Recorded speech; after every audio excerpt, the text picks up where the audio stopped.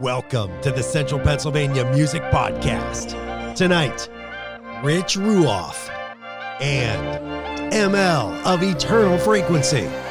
This episode is sponsored by Members First. And now your hosts, Daniel Kime and Alan McCutcheon.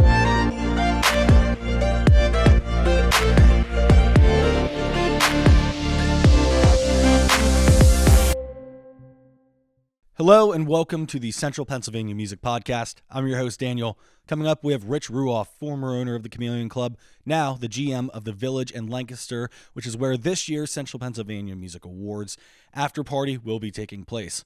Followed by this interview coming up, we have Emelle and Justin of Eternal Frequency. Please stay tuned. Sitting here with Rich Ruoff. Rich, you've been around the music industry here in Central PA for quite some time. Certainly a pivotal part of our music community. You were the original founder and owner of the Chameleon Club in Lancaster. First of all, I want to thank you so much for coming on the show. Well, thank you for having me. Of course. So you talked a little bit off air about all the different things you've done and you do now. Like I said, I always like to start at the beginning. Can we start at the beginning of your story and how you got to where you are today? Sure. I opened the Chameleon Club in 1985 when I was 23 years old. My girlfriend and partner at the time, Alexandra Brown, we did it together, and we got rolling. And it was just an idea, and if you think I'm a wealthy person, that's not true. I knew we both like music, and we thought the Lancaster music scene was pretty limited. And I had done some traveling. And I thought, what can we do to make it better? So I thought we should open a club, and I finally got that idea rolling. And I found a room that was sitting there empty. It was a back room of a restaurant. And I approached the owner, just cold called him. And I said, I'd like to rent your room and put music on. And he said, great. And so I kind of slipped into a liquor license as a manager / renter. And he didn't charge me that much to get rolling. I had a little money saved from a job I had. And it was enough to get rolling. But we didn't have deep pockets, so we had to make money immediately. Okay. Like if we had done 2 or 3 shows that lost money in a row, that would have been the end of it. Okay. But it was make or break from the beginning. Absolutely. The interesting thing about it is it made money on the first day, the first week, the first month, and the first year. Wow. And I've since learned in other businesses I've done that doesn't always happen. It can be somewhat of an anomaly. Yeah. But people were definitely feeling what we were feeling, that the town needed something, and people responded to it and started coming out. And also we were young, and I think the younger people in the town thought, oh, this is cool. Let's go see what they're doing. And so we had fun booking some great bands, and the audience showed up. That's amazing. Yeah. So, and that was 1985, and you correct, and you owned the club. So that was the original room, and then was it 2 years later, 3 years later? So we were there for 3 years. It was a smaller room. I mean, legal capacity was not even 200 people. We always tested that limit, but we outgrew it. And also, as it got more popular, the owner kept raising the rent. And since it was a handshake deal, I really couldn't say anything. Fair. And I'm finally like, I should probably just go buy my own place. So we went out. I went out. At that point, my girlfriend and I split, actually after about 6 months. So I've been running it ever since. And I found the location that people who know Chameleon Club, the building on Water Street, bought that. I bought some investors in. We renovated it, did a major renovation, and we got that open there. It was so 4 times bigger than the original club. My goodness. Yeah. So when this all started in the 80s, what kind of music did you guys have playing in there back then? The original business card said blues, jazz, and rock and roll. Blues, jazz, and rock and roll. And rock and roll is just such a wide definition. I mean, new wave was the thing in the 80s, and then it morphed into alternative. And of course, you could do, even classic rock was already a thing by the 80s. And you could do hard rock. I got turned on to punk rock. I mean, I knew of it, but I wasn't really a punk rocker. But there was some local promoters. There was some good record stores in town that were punk rock stores, and they turned me onto it. And it turned out to be a fun scene, so we did that as well. Nice. Yeah. That's really cool. What was, in your time owning the Chameleon Club, what would you say is one of the biggest shows you put on there? Oh. Or you can even do your favorite. Yeah. Well, okay. Here's my favorite was Dickie Betts from the Allman Brothers. Okay. He came in, and you got to understand, the Allman Brothers had played at Watkins Glen back in the 70s in front of 600,000 people. Uh-huh. They headlined that show. And I also did Greg Allman and Dickie Betts. And Dickie came in, and it was one of the best shows I had ever seen. And he was on a whole other level that night. The whole band was levitating. They were so good. Wow. And after the show, Dickie grabs me by the arm and he goes, "Take me out for a beer." So we went down to the attached restaurant, and it's just me and him sitting at the bar. And he's looking at me, and he goes, "I haven't played like that in years." And he goes, "And when I do, I just want to look over and hand the lead to Dwayne." Now, Dwayne Allman had died 15 years before in a motorcycle wreck, but they were the founding members of the Allman Brothers. So that just gave chills down my spine. I can only imagine. That gave me chills right now when you said that. Yeah. Wow, that's a crazy experience right there. Oh my gosh. But it was a motivating factor for me to keep going, because that was in the first year of business, and it was just such an amazing thing. And I said, "Oh, we got to keep doing this." Yeah. Yeah. I'm sorry. You said, and that was in the first few years of business. First 6 months. Oh my gosh. So Yeah. you hit the ground running. Yeah. That's crazy. My goodness. And now, so you sold the Chameleon Club. Correct. I sold it early on. I sold it it's early on by today's standards. I ran it for 17 years. Okay. Sold it in 2002, as I mentioned earlier. Just when we got married and started having kids, it was just easier to not be running a nightclub at the same time. I gotcha. So it's been through a couple owners, and then around 2020, they went belly up. Gotcha. So shame. I mean, the place was an absolute staple of the Lancaster music scene. So. Yeah. I mean, just the shows I booked over 4,000 shows through there. Wow. And then subsequent owners booked thousands more. Mm-hmm. So it's seen a lot of great bands. Oh yeah, and I've seen lots of great bands there over the years. We used to go to Launch Music Festival every year, and always go down to the Chameleon for that. Jeremy's first show, who runs Launch, Jeremy Weiss. He his first show was a kid. He was like 15 years old, and he approached me and he goes, "Hey, I want to put on a show." And I said, "Yeah, sure."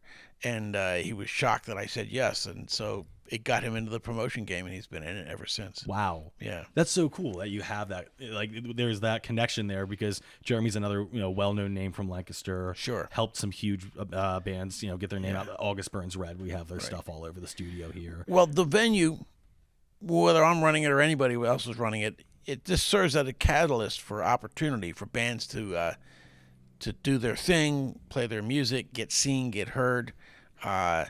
And it plants seeds, and Jeremy would be a seed. Greg Barley, who runs Phantom Power, he started out as a doorman for me at Chameleon, and then he became my assistant, made me a bartender, then assistant manager, and then manager, and then he managed that place after I sold it, and then he managed Tellus 360, and then he opened up Phantom Power. Yep. But it's just a straight line of, a progression. That's so cool. What was it like for you? I mean, like we mentioned, you hit the ground running. It was make or break it from the beginning. Was it just like you started this and you were like, well, yeah, I guess we got to do this. The next thing, what was it? That's exactly what it was. Like we had no clue when we opened. I had never booked a band. I had never bartended, never worked in a restaurant. And just, yes, throw it out there. And if people like it, they'll like it. And they did. And that's not unlike putting together a new band. You and your friends have an idea what you want to do, the sound you want to create, and you create it. And then you got to go find your audience. Yeah. And I had an idea what I wanted to do with the club, and I started booking it. And, you're kind of hoping that people are going to respond to it, and they did. Was it nerve-wracking, or were you just so busy you didn't even have time to be nervous? It really helps to be young. Yeah. like now that I'm older and experienced, somebody paid me to consult and say, how do I make money in the nightclub business? I'll be like, give me $50,000, I'll save you $1 million. And then I would say, don't do it. Because it's such a risky business. It's like trying to hit a constant moving target as far as what people want to see, what's popular, what to listen to, and not to mention the whole, the liability end of the business too. So yeah. Have you had your moment where you just kind of look back and go like, holy crap, how did I do that? Yeah, actually, the older I get, it's pretty amazing that it happened at all, and that it happened as well as it did. Yeah. Yeah. Well, and you're still not done. You're still working on other projects right now as well. Yeah. So, I tried to get out of it, and I was out for a while. And then I created Lancaster Roots and Blues, which is a music festival. Okay. It is a music festival, still going on, 10 years. We've booked over 500 bands through the festival once a year, So, like, not all 500 year total over the 10 years. Yeah. But bands from all over the world. So, wow. Yeah. What are some of the names you're working with that? Oh, see, this is like, people do that to me. Like, that was before. Now we got to look forward. And the next festival now is not going to be until 2026. Okay. So, and I'm not really booking it yet. Okay. But I've had a few good bands at Okay. Roots and Blues. I mean, yeah. I believe it. I think my dad goes to that every year. My dad's a huge blues fan. Right. Yeah. Cool. Yeah, that's really cool. So you do that. You're also the GM of the Village. Yeah, so the Village nightclub closed in 2022. The same family had run it for 69, 70 years. And they were just decided, time to get out. And they sold it to an out-of-town investment group who originally was considering to knocking it down and building a high-rise, because Lancaster's kind of a hot city right now. There's all kinds of development going on. But then, I guess because of interest rates and building costs have soared, and they had a lot of other projects in the pipeline, they slowed the roll on the concept. And the realtor who sold them the property said, sorry. Anyway. I think it's just one of the pipes. Okay. So the realtor who sold them the property said, well, look, while you guys are thinking about what you want to do with it, why don't you reopen it? And this investment group said, well, we don't really know nightclubs or, music. And the realtor said, well, we have a guy. I know a guy who actually went to high school with him. His name is Jim Pointer. So he introduced me to them, and they said it was a slow process, but we eventually got around to I am now the general manager. We just reopened in September. And actually tonight, while we're filming this, taping this, recording this, digitizing this, tonight is actually the official grand opening at the Village. Wow. Yeah. What do you have planned for it? We have 2 bands and a great DJ. We're doing the Band of Llamas, which is a really kind of a cool jam band. And then we're doing the Thompson Triplets, which is like an 80s fun party band. Yeah, I know Mitch Hood. Okay. He's in the All Thompson right. Triplets. Yeah. He's been on the show before. Great guy. Good. Yeah. Yeah. And then we're finishing off with DJ Major Vibes and free food, and it's just going to be a blast. Oh, man, that sounds awesome. I'm going to have to make a trip out to Lancaster tonight. I'll give you some tickets. All right. Now you're speaking my language. So what can we expect from it in the future? More fun party nights like that? Well, I mean, the same way I ran Chameleon Club is real diversity of music, I mean, obviously I'll touch on blues once in a while just because it's one of my favorites. Of course. And every genre of rock and roll that you can imagine. And we'll even do the occasional reggae band or New Orleans bands and things like that. And it'll be a mixture of local, regional, and national artists. Wow. So we'll get some big national bands in there. What's the capacity you have there? It's a big room as far as nightclubs go these days.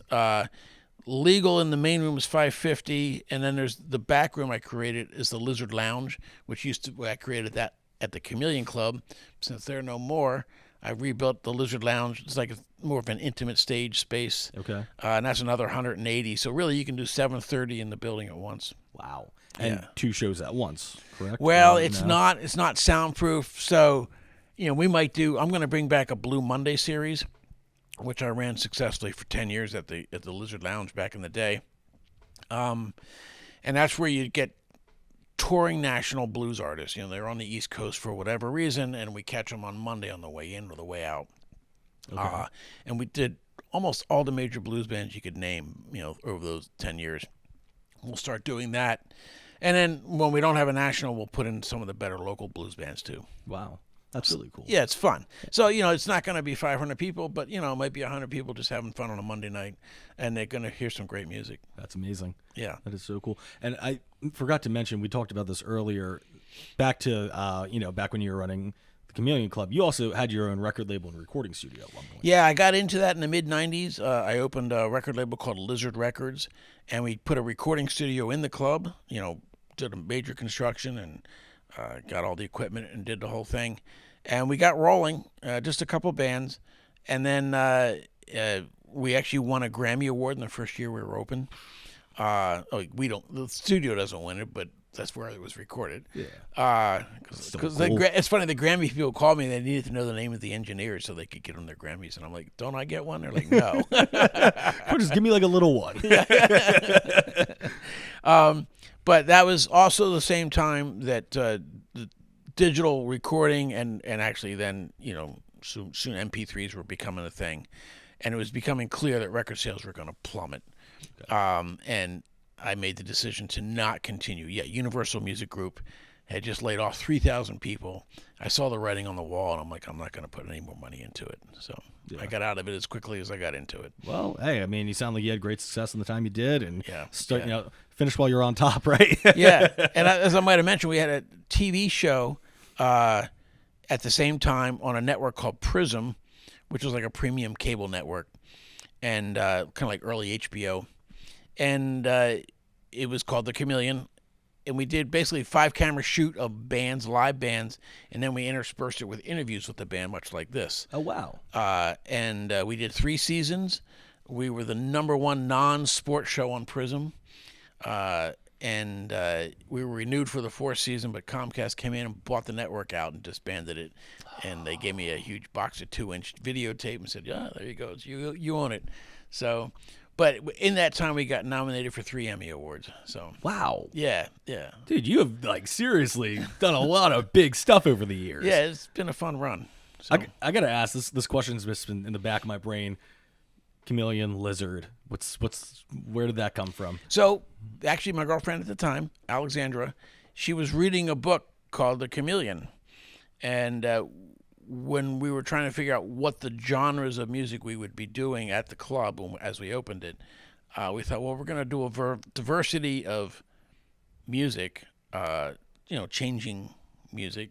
And she thought, well, chameleons change colors. So that was the theme. Okay. Yeah. All right. I like it. It worked. That's actually a really cool answer. Yeah. Yeah. That's sweet. Well, dude, I mean, you've done so much cool stuff over the years. I'm so glad that we got to sit down and talk about all this. Definitely looking forward to coming and checking out the Village. Is there anything else I'm maybe missing that you wanted to mention or shout out here tonight for this? Well, I mean, I would just say for the short term, what I'm doing is running the Village, and we're just getting our feet under us because it took a lot to get it open. But I think you're going to start to see a lot of great bands developing up through it. I mean, if you go back to when I ran Chameleon, I helped develop a bunch of local bands who went on to national success. Yes. Of course, the biggest would be the rock band Live. They started out in high school. They were playing at the club, and they were called Public Affection. Then they got a record deal. I found them their manager. I found them their agent. And they had a very good run. I think they sold close to 20 million records. Yeah. Yeah. And they've then been inducted to the Hall of Fame. Yep. The Innocence Mission went to A&M Records. They were Lancaster Catholic High School kids. Suddenly Tammy, Hempfield High School kids. They got signed to Warner Brothers. So the list went on, and it was fun. There's less record deals now, so it's more of an independent thing. Yeah. But I think we'll help find some good original bands and help their careers a little bit. I agree, and I just lost my train of thought. What was I going to say? Oh, it's always great to have more venues in the area too. I mean, the more venues, the more music we get, more it helps out the bands, and people love live music. Well, it's interesting. COVID was rough on live music. Mm-hmm. It was rough on promoters. It was rough on the bands, and a lot of people came inside their houses and just played computer games, and they just kind of got out of that whole. They didn't have the routine of going out to see bands, and I think the Village and other venues in the area are going to help, break the ice and getting the bands back out again. Yeah. We're creating an all ages series, which we used to do with the club back in the day. That's like a Sunday afternoon non-alcoholic series, and it gives high school and college age bands a chance to play. We usually put like 3 on the bill, keep the cover relatively affordable, and it's a great way to develop new artists. Yeah, absolutely. That's so cool that you're giving back to the local community like that. Now, speaking of the local community, actually one question I should definitely ask you, because I think you would have a great answer for this. We ask a lot of people on the show, what do you think makes Central Pennsylvania's music so special? We see great success come from a lot of local artists. What do you think we do differently than maybe other people do? I mean, I think that, first of all, it's a pretty big area. And I think just having the opportunity, cities and towns that don't have venues and don't give bands places to play, especially original bands, they don't have a scene. They just can't get a scene going. In just Lancaster alone, we have what I'll be doing at the Village. There's Tellers 360. There's Zootropolis. There's Phantom Power in Millersville, which is right next to Lancaster. Yeah. There's the Shirt Factory in Lidditz. There's Mickey's Black Box in Lidditz. All of these are good venues that treat musicians like with respect, like the concept of a live concert with good sound, good lights, and hopefully good promotion. Yeah. That wasn't always the case. And areas that don't have that kind of luxury of a bunch of venues, it's tougher for them. Yeah. That's a very solid point. We are very blessed to have all the local music venues around here. And that's just Lancaster alone. Yeah. You go 30 minutes over to Harrisburg, and then you have so many more venues over there. Sure. Mechanicsburg, York. Right. And, all over. It's amazing what we have here. Yeah. So if you haven't been going out lately, you should get off the couch and go out, because there's a lot of opportunity to see some great music. And at this point, you have no excuse, because you don't even have to drive 20 minutes in either direction to find a venue. There you go. Well, Rich, thank you so much for coming on the show. Thank you, Dan. I really appreciate it. And we'll talk soon, all right? All right, I appreciate it. Yep. Sitting here with Emelle and Justin of Eternal Frequency. Guys, thank you so much for coming on the show today. Thank you for having us. Of course. Really excited to have you here. So, Eternal Frequency, you guys are coming back from hiatus. You're really excited. What kind of new stuff do you have planned for the future here? Lots. You want to elaborate on that, or should I? No, you go ahead. Both of you at the same time. Yeah, I mean, We're back. we're back. Yeah. Just a lot of music, a lot of really cool videos. We're always brainstorming everything, and a lot of really cool shows, a lot of big shows planned. So very, very excited about that. Awesome. Great. So you got new music planned. What's the vibe with that? Are we sticking to the original Eternal Frequency sound? Are we changing anything up? Go ahead. Oh, we're changing up a whole bunch of things. Okay. Most people have known us for like heavier style, and we still have that a little bit, but we've modernized it to where it's just like, what if metal could win a Grammy? Okay. It's still like going down that realm to where we're incorporating a lot of genres that was kind of like taboo to use, to where we're gonna be putting like reggaeton style vibes into metal. And Emelle she's channeled her Disney princess, so like you're hearing like these cleans that you never really hear from her, because she's known for grit. She's known for grit, but some of these songs are they're downright beautiful.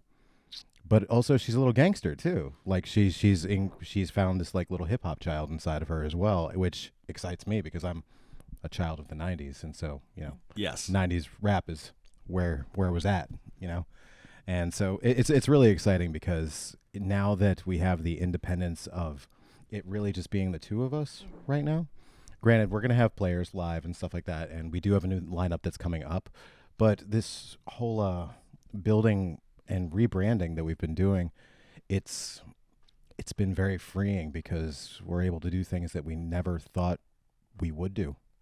Yeah. But now there's no boundaries. It's pretty exciting. That is really cool. And it's awesome that you're taking that opportunity to grow as a band and make these new avenues of sound for you. So that's really cool. Where did you pull that inspiration from?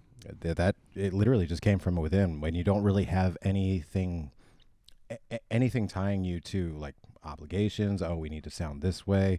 Oh, we're part of this scene, so we need to be modern.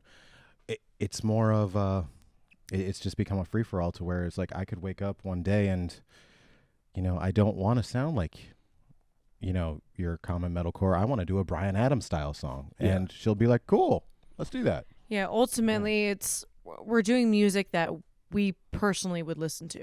Okay. That we love. And that's all types of genres. You know what I mean? I have a Broadway background, musical theater background. Okay. So like getting to incorporate that also with the hard rock and metal that I love, and also maybe a little bit of rap, just all these things that we grew up on and that we love and that we have the freedom to do now. Mm-hmm. It's a major game changer. And if you're not gonna do music that you personally would listen to, you shouldn't be doing it anyway. That's fair. You know what I mean? So you're sticking to your roots. You're being true to yourself. You're like, all right, this is the stuff that I truly love. I'm already working on this music. Why don't we just bring this all together and bring out the product that you truly want. Absolutely. And we're confusing the hell out of our fans, which is fantastic. That's what we want to do. There's a little bit for everybody, though. There, you know there what I is, mean? but they don't know what's happening. They don't Keep them on their toes. Yeah, Exactly. when we say like these different genres and everything, everybody just goes, "Huh? Huh? What?" No, Yeah. they don't understand it. Yeah. But so we're excited to unveil. Be like, "You see what we mean?" Yeah, we're not gonna go like totally left field. Like they're still gonna get the eternal frequency that they know and love, Okay. but we're just gonna be able to throw in some more extra flair Gotcha. and more of our originality now. Okay. Yes, there's still breakdowns. That's the question everybody actually wants. Yeah. You know, so Exactly. Is there a payoff in the song? Yes, there's a payoff in every song. someone can still go, yes, this is what I needed. Exactly. Yeah. Who are you guys working with on the new music? This is actually really exciting. Right now, we are like almost fully self-produced. Wow. Yeah. We will be working with Carson and Grant to basically all of my crappy recordings. They're going to make non-crappy, which is fantastic. I mean, Oh, yeah, they've your been- recordings could be amazing, and Carson and Grant are still going to make it even. Oh, yeah, Absolutely. Those guys are amazing. They They've been are our incredible. producers for the past 7 years. Okay. So we love them and we trust them, and Yeah. So obviously, we're still collaborating with them, but so much of it is just coming from our house, which is once again very exciting. You know, because and cheaper. Yeah, exactly. It's really cool that in this day and age we have that technology just at our fingertips where it's like, Right. great, I can do all my rough takes at my house, get through this, find the sound I want, and then bam, we're going to go to the studio and make this beautiful. Exactly. So now you guys been around for a little while now. I guess what, 7 years you said, right? yeah, roughly. Like so I've known them before. Like I said, I did background vocals on that from Ashes to New album from over Ashes there. to New, yeah. So Love I those knew guys. them during that time. But this band I formed in 2018. Okay. So it's been like what, 6 years ish? Yeah. I don't know. Where does I time count go? to 4 and 7. start over again. I don't know. When COVID happened from 2020 till now, it's all blurred to me. Right. So I feel like I lost 4 years of my life. Yeah, same here. But pre-COVID in 2019, you won Best New Artist, which Yes. is awesome from the Central Pennsylvania Music Hall of Fame Awards. And then 2021 Best Rock Band as well, correct? Yes, best hard rock band. That's amazing. So what was it like to form this band and just hit the ground running and just bam, oh my God, we're the best new band right now? It was very unexpected. You Yeah. know, it like I don't even remember, like I didn't, that first year, it was the very first year of the CPMAs, and I didn't submit us. I don't know who submitted us, but whoever did, I'm very grateful for you. But yeah, when we got that award, when we were even found out that we were nominated, I was flabbergasted. I was just so honored. It was, I wasn't expecting it. So That's really cool. yeah. I was too new. I felt very undeserving of that. they had like this accomplished portfolio already, and then I kind of was just like, "Hey, I'm here. Oh, we're getting an award. Cool. Yeah. Thanks." When you get an A, but you don't do any of the work. Exactly. Yeah, I was definitely looking over, but I finally earned the second one. Well, that's really cool. And so coming up into the future, you have some big shows planned for next year as well, some music festivals. Yes, yeah, some big things. They're not announced yet, but we're planning to hit the stage, like roughly March is going to be our return to the stage. Okay. But we'll have music out by then, new music out by then. Oh, awesome. All right, great. What kind of, what are we thinking for new music, or if you're allowed to say, singles, EPs, albums? Yeah, so we're gonna continue with singles and singles joined with music videos. Just put a lot of emphasis on that because we live in a day and age where if you're not like on a label, like a major label, it's really hard to put out albums and have them get the traction that they deserve. Yeah. It's kind of like when you're an independent artist, you have to put all of your eggs into that one basket for just a second, where you focus on an epic single, just one kick-ass single, and having the music video conjoined with it, and just doing proper promoting and just putting the emphasis on that. Because like I said, when you're not on a label and you put out an album, people, it's not going to get the same reception as a single and a music video would, like a really kick-ass single. Yeah. Yeah. I mean, you guys have done a great job at promoting yourselves over the years. I mean, I've been following you guys since probably pretty much the start, like 2018, 2019-ish. And like you guys immediately got on some big shows, and like the way you guys promote yourself is really cool. What do you guys, I mean, I'm not asking you to share your secrets unless you want to, but like, what do you feel like you guys do differently than other bands that made you start out so hot? Well, the thing is, there's no secret. It's just being true to yourself and being an honest artist and putting out good material and just connecting with your fans as much as possible. Yeah. Just be a human being. Yeah, just be a human being. Be a That's human as simple as that. Just be a human being. It's not about, yes, it's important to, put money into ads and stuff to, get your music out to a broader audience. Yeah. But we don't buy followers. We don't buy streams. There's so many artists that do that. Yeah. And it actually hurts your algorithm as opposed to helping it. Mm-hmm. So we just, like you said, just be a human being. Yeah, exactly. You guys build true fans, and it's just like when you build that true fan, that's going to be way better than just buying a follower, because it's like, great, you have a follower, then they're never going to look at your stuff again. You build a true fan, they're going to continue to follow you and support you. Yeah, absolutely. Exactly. Like if I can go on your band page and I can scroll through and hit a random person and they are bot, then that's not looking good for you. You know what I mean? Exactly. So, but if you go on our page, it's all real people. That's and awesome. it's people that we love and appreciate, and hopefully we can continue to build them up from here. Oh, absolutely.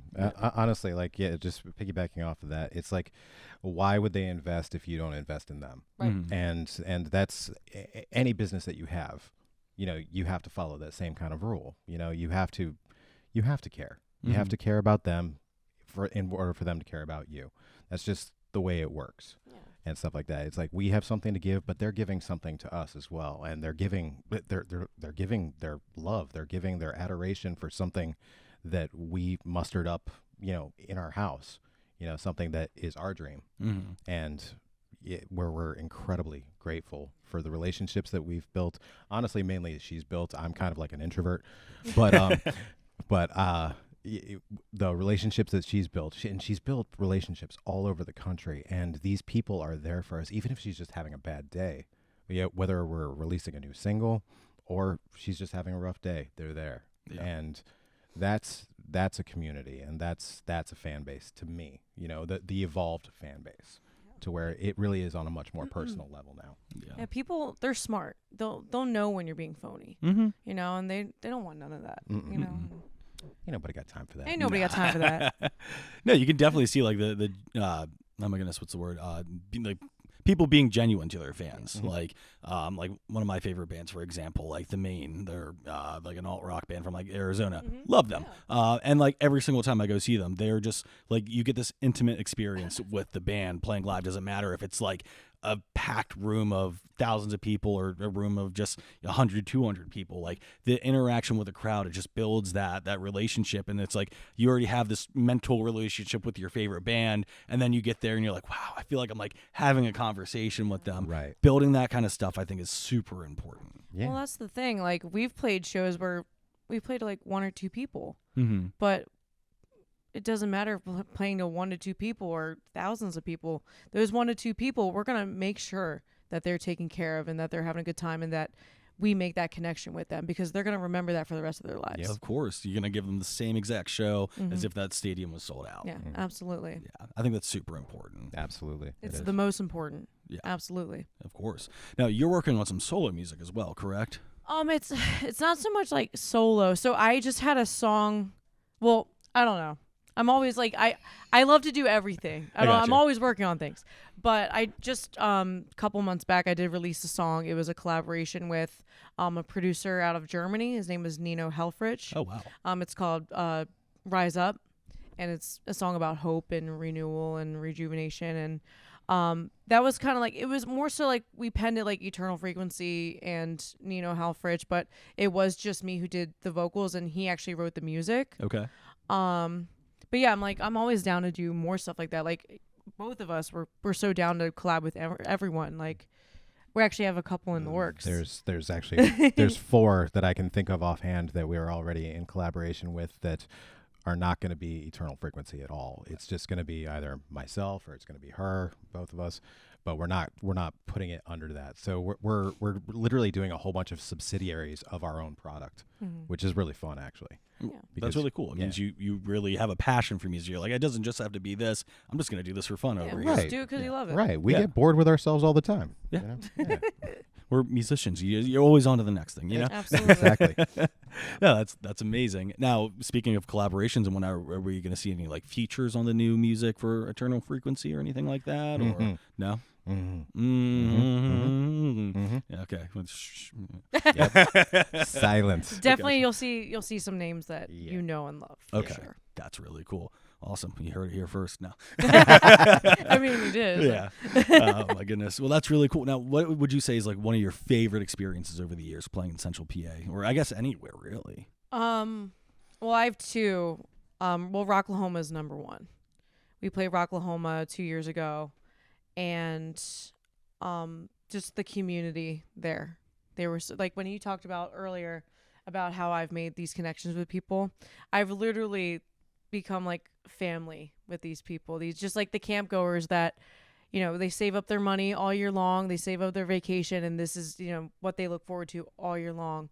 And we played, and I was really involved with like the campground and like the different campsites and stuff like that, and really developed such a good relationship and just like friendships with so many people. Yeah. Like I can think of 30 people right now that I still talk to daily from Rocklahoma. They live in Oklahoma. That's amazing. I don't get to see them, but I talk to them and they want us back really bad. So, but just the relationships that we developed, that is single-handedly the most, that's my favorite thing of all time. And my second thing would be when we opened up for John 5 at Phantom Power. Okay.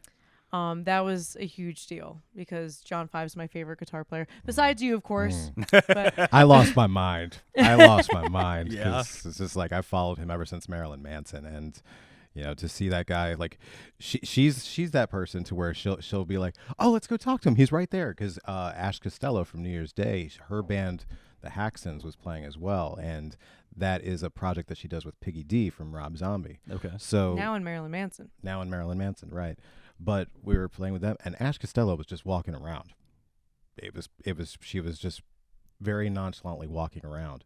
But then, you know, John 5, I see him in passing, and I freeze.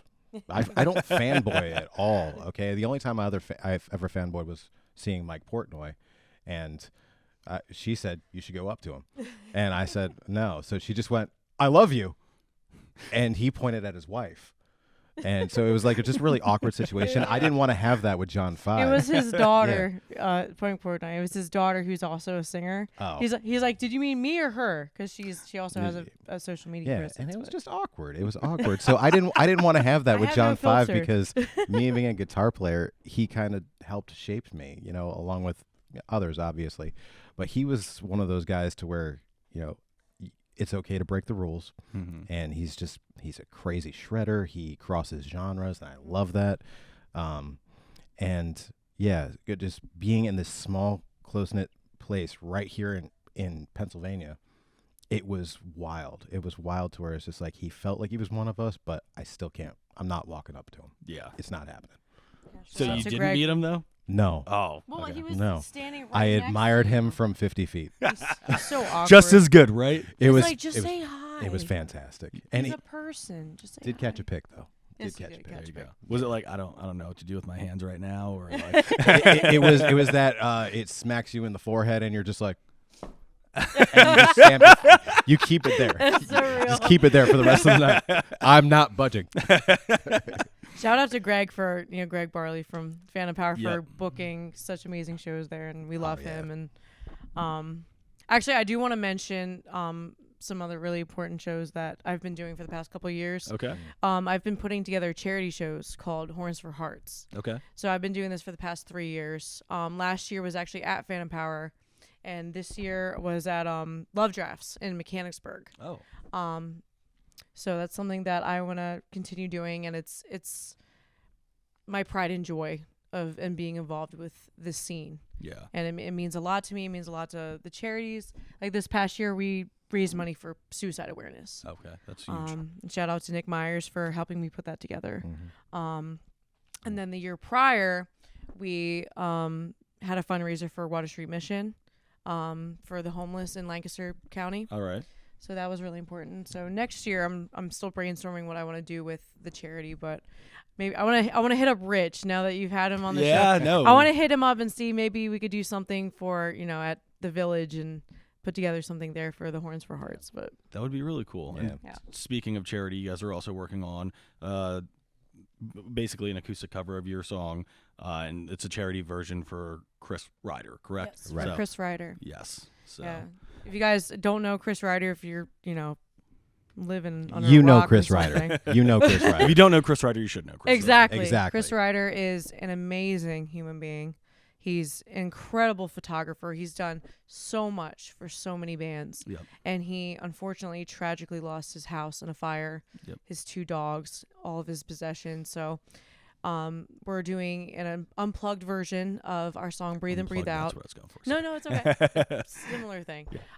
It's an unplugged version of our song Breathe and Breathe Out, which is about hope and renewal. And I know, I'm pretty sure it's his favorite song of ours. I'm pretty sure.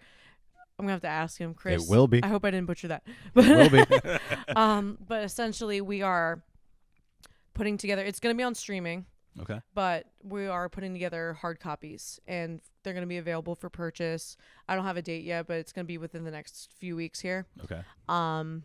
They're gonna be $10, and all the proceeds are gonna go to help Chris and his family. That's amazing. Thank you guys so much for doing that for him. That is so cool. I mean, Chris is obviously a huge fan of or a huge member of the Hall of Fame. He's on the, I believe he's on the He's on the committee. committee. Yeah, I was like, Yeah. is it either the board of directors or committee? It's the committee. He did our photos for us whenever we first started this to get us, promoted out there. And he's worked with so many artists. He's just the most selfless guy. He's just And the most amazing person, and And it's fact- time for us to be selfless for him. of Yes. course, yes, 100%. Because he is family now. yeah. yes, And people are showing up for him. Like, we just there was another charity show at HMAC last week for him. Right. And then there was one coming up on the 17th for him as well. Yeah, it's really shown how important the Central Pennsylvania music scene. Like when times get tough, we're there. Yeah, Yeah. people We're all show there. up, Yeah, for we all sure. come together and just support each other, which is Absolutely. amazing. I think that's what makes our music community here so special. Absolutely. So, Definitely. yeah. Well, I don't want to end us on a sad note. Is there anything else that we are, or I guess not really, but yeah. Is there anything else maybe I may have missed that you guys wanted to cover or anything like that before we? Basically covered everything. Just, keep a lookout for new music Yep. from us and new videos, lots of exciting shows, and yeah, we're back and we're better than ever, and Heck yeah. just excited Yeah. for the journey. It's very exciting. We'll have all your guys' information below in the description if anyone wants to go ahead and check out your stuff. So please go support Eternal Frequency, support Chris Ryder, and guys, thank you so much for coming on the show. I Thank really Thank you you so for having much. us. Thank you for real. Yeah. Well, guys, I think that about does it for this week. Huge thanks to Rich, Emelle, and Justin for all making it out here today. Everyone, thank you so much for watching, and we'll see you next time.